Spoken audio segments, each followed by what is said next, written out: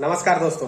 अच्छा दोस्तों, आपने कभी सुना है कि नरेंद्र मोदी ने किसी मीडिया वाले को गोदी मीडिया कहा है या किसी यूट्यूबर को गोदी यूट्यूबर बोला है कि उनसे सवाल पूछ लिया? इसलिए नहीं सुना होगा क्योंकि नरेंद्र मोदी जी ऐसे कभी बोलते ही नहीं है।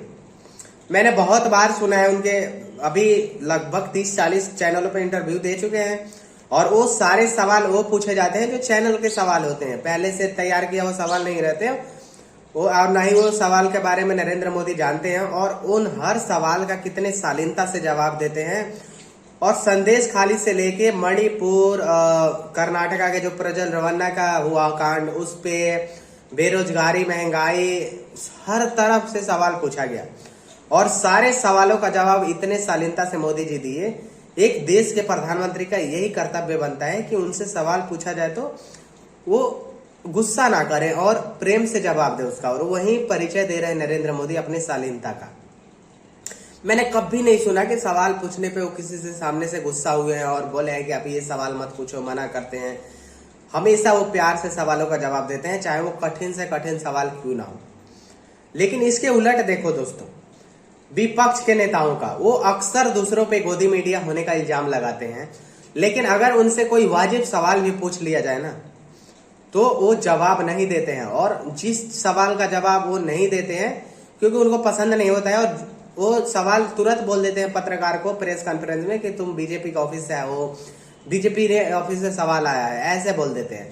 आपने देखा होगा प्रियंका गांधी से किसी ने रायबरेली में प्रचार करते हुए पूछ लिया कि राहुल गांधी अमेठी से क्यों नहीं लड़ रहे, तो बोले कि तुम्हें तो पत्रकार ऑफिस से भेजा गया ना तुम्हारा ये सवाल, ये बीजेपी का ऑफिस का, तुम बीजेपी के पत्रकार हो, तुम गोदी मीडिया हो, ऐसे करने लगती है बकलोल के तरह।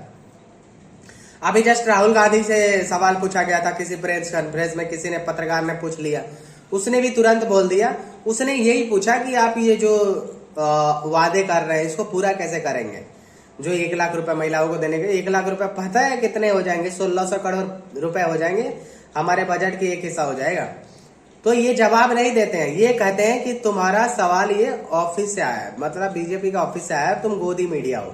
तुरंत किसी के ऊपर गोदी मीडिया का टैग लगा देते हैं। मैं आज तक नहीं देखा हूं कि जिसको ये गोदी मीडिया का टैग लगाते हैं, जिस भी पत्रकार को, उसने कभी बीजेपी के सपोर्ट में कोई ट्वीट किया है या कोई भी किसी चीज का स्टैंड लिया है। जिसको ये लोग गोदी मीडिया बोलते हैं ना, वो एक्चुअली में राष्ट्रवादी मीडिया होती है, जो अपने देश के जो उपलब्धियां जो होती हैं उस पर प्राउड करते हैं हमारे देश के पत्रकार। और सभी को करना चाहिए, हमें भी करना चाहिए, आपको भी इवेंट करना चाहिए, लेकिन आप करते नहीं है। अगर नरेंद्र मोदी कुछ अच्छा करते हैं हमारे देश में, अगर बुलेट ट्रेन नरेंद्र मोदी की वजह से आ रहे हैं तो सबको प्राउड करना चाहिए, लेकिन ये लोग नहीं करते हैं। ये लोग तो बुलेट ट्रेन को पिछड़ापन समझते हैं क्योंकि इनके बस की तो है नहीं।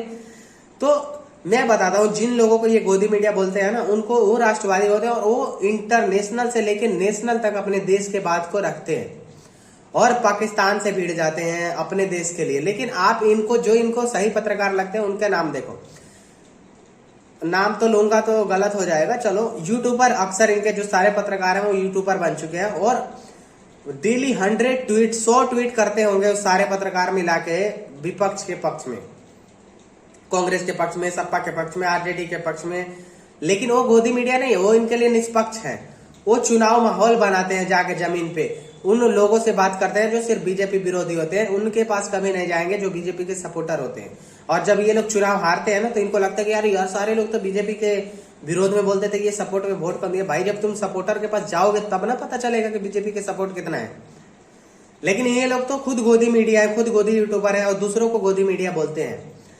ये आप देख लो, हमारे देश में कश्मीर है, कश्मीर में अगर थोड़े से भी कुछ हो जाए, कोई पत्थरबाज को मीडिया पुलिस वाला डंडा मार दे तो ये तुरंत वीडियो बना के विदेशों में भेजते हैं, अल जजीरा को भेजते हैं, न्यूयॉर्क टाइम्स को भेजते हैं और वहां पे हमारे देश की छवि खराब होती है।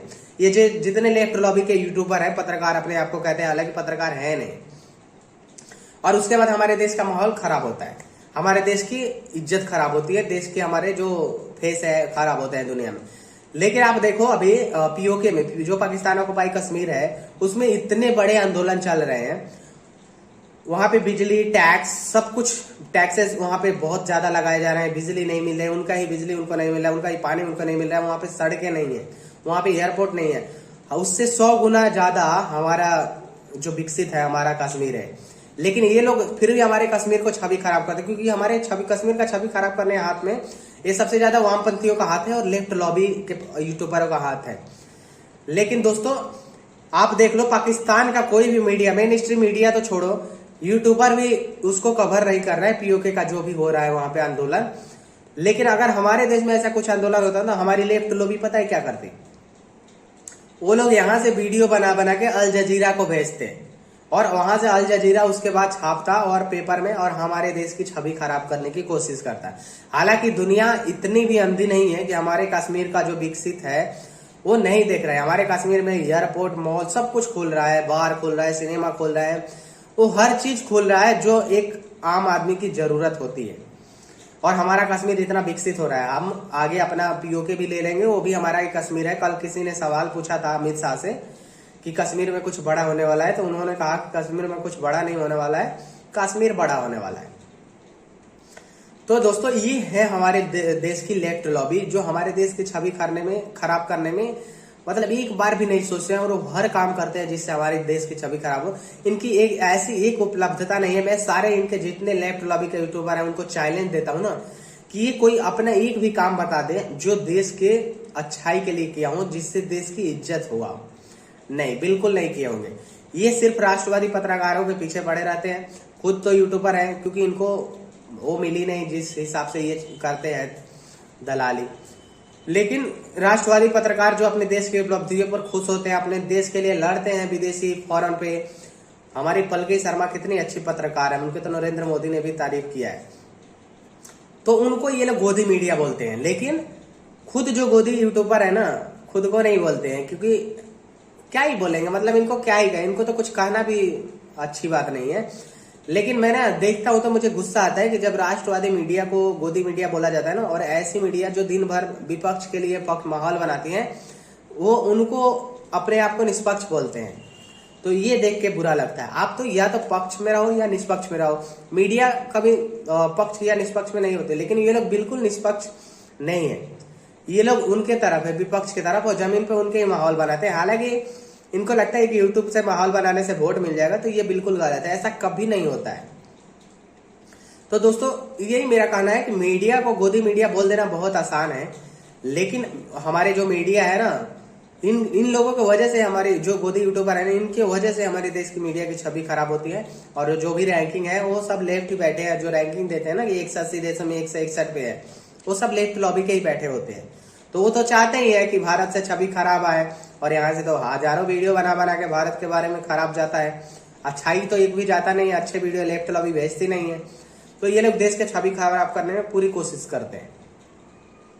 दोस्तों आपको क्या लगता है कि क्या हमारे मेन स्ट्रीम मीडिया गोदी मीडिया है? क्या राष्ट्रवाद का समर्थन करना गोदी मीडिया होता है, या ये लोग जो कर रहे हैं वो गोदी मीडिया है जो लेफ्ट लॉबी कर रही है? आप लोग कमेंट में जरूर बताएं, और वीडियो अच्छा लगे तो शेयर जरूर करें, और मेरे चैनल को जरूर सब्सक्राइब कर लें। शुक्रिया।